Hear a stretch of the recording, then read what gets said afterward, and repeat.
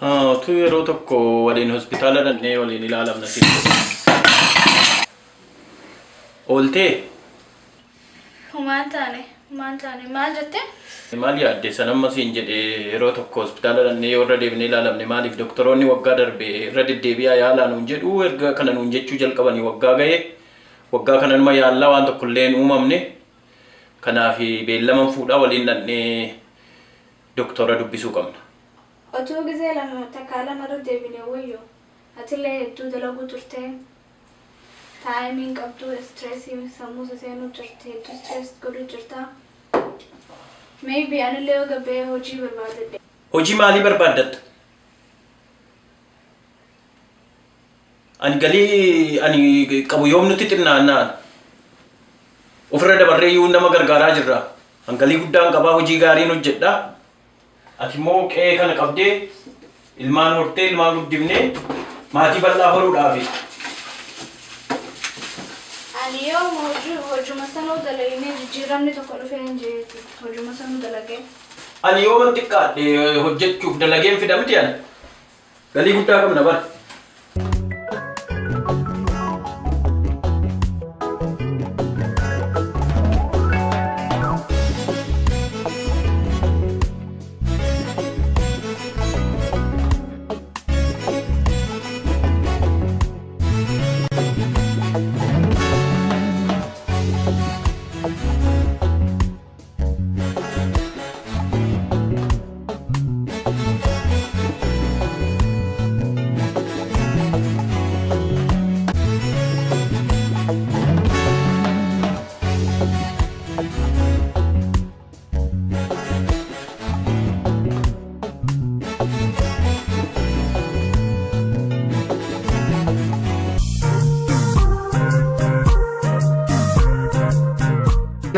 Naga.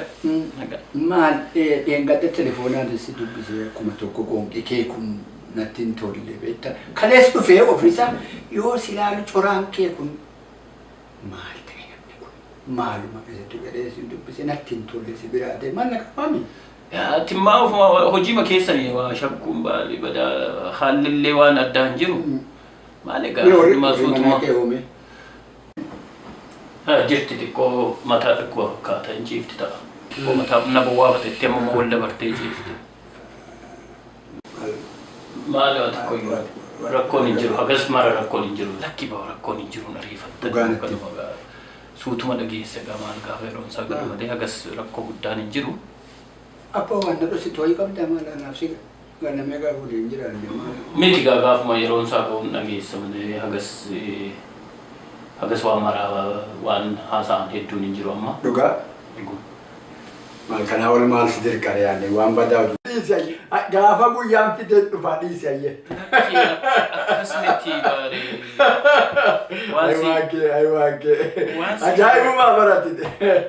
Ayyee dhiise. Lafti kun waan nama dinquun qabu. Dhiise mee waan kana dhaamee na furi.